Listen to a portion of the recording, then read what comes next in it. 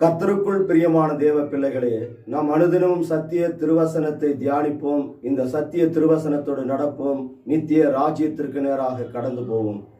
இந்த நாள் தியானத்திற்கு என்று 2 சாமுவேலின் புஸ்தகம் 6ஆம் அதிகாரம் 11வது வசனத்தை நாம் வாசிப்போம்.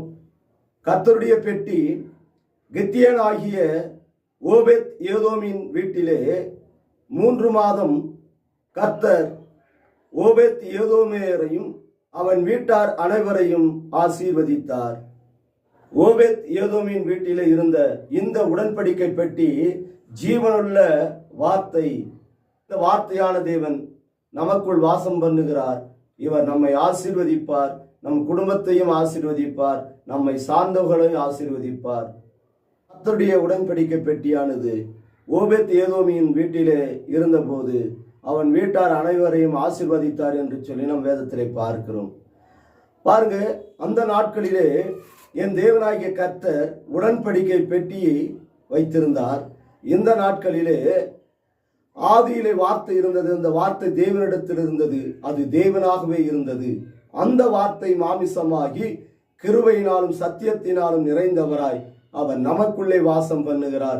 அந்த உடன்படிக்கை பெட்டியானது நம் இருதயத்திற்குள் இப்பொழுது வாசம் பண்ணி கொண்டிருக்கிறது. அன்று 3 மாதம் ஓபேத் ஏதோமின் வீட்டிலே இருந்தபோது அந்த உடன்படிக்கை பெட்டி நிமித்தமாய் அந்த குடும்பம் ஆசீர்வதிக்கப்பட்டது. ஆனால் இந்நாட்களிலே என் தேவனாகிய கர்த்தர் நம் இருதயத்தில் அவர் வாசம் பண்ணி கொண்டிருக்கிறார். எல்லா நாட்களிலும் என் தேவனுடைய ஆசீர்வாதம் நம் கூடாரத்தில் தங்கி தாபரிக்கும். ஒரு நாளும் நமக்கு குறை இருக்கவே இருக்காது. என் தேவனாய் கர்த்தர் நம்மோடு இருக்கும்போது, ஜீவனுள்ள தேவன் நமக்குள் வாசம் பண்ணும்போது, அந்த கிருபையும் சத்திய நிறைந்த வார்த்தையான தேவன் நம் இருதயத்தில் குடிகொண்டு இருக்கும்போது ஒரு நன்மையும் நமக்கு குறைபடாது. நாம் தேவ சமூகத்தில் எப்பொழுதும் இந்த உடன்படிக்கை பெட்டியான இந்த வார்த்தையை அனுதினமும் தியானிப்போம். இந்த வார்த்தையோடு நடப்போம்.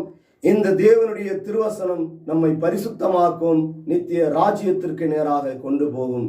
இந்த வார்த்தையான உடன்படிக்கை பெட்டியை நம்முடைய ஜீவிய காலம் எல்லாம் சுமப்போம். இந்த உடன்படிக்கை பெட்டியான வார்த்தையை யார் யார் இருதயத்திலெல்லாம் சுமக்கிறார்களோ அவர்களையும் கர்த்தர் ஆசீர்வதிப்பாராக. நாம் தேவ சமூகத்திலே தலைகளை தாழ்த்தி ஜெபம் செய்வோமா? சோத்திரிக்கு நன்றியோடு துதிக்கிற ஆண்டவரே, ஆதி நாட்களிலே உடன்படிக்கை பெட்டியாக இருந்த என் தகப்பன் ஆண்டவரே, எங்கள் இருதயத்தில் இப்பொழுது நீர் கிருபையினால் சத்தியத்தினால் நிறைந்தவருமாய் வாசம் பண்ணி கொண்டிருக்கிறீர். வார்த்தையான தேவனே, இயேசப்பா, எங்களை ஆசீர்வதியும், வார்த்தையினால் எங்களை பலப்படுத்தும், நித்திய ராஜ்யத்திற்கு நேராக கொண்டு வாரும் அப்பா. தாழ்த்துவரும் அர்ப்பணிக்கிற ஒப்பு கொடுக்கிறோம். இயேசுவின் நாமத்தில் ஜெபிக்கிறோம். ஜீவனும் பலனும் உள்ள எங்கள் நல்ல தகப்பனே, ஆமேன்.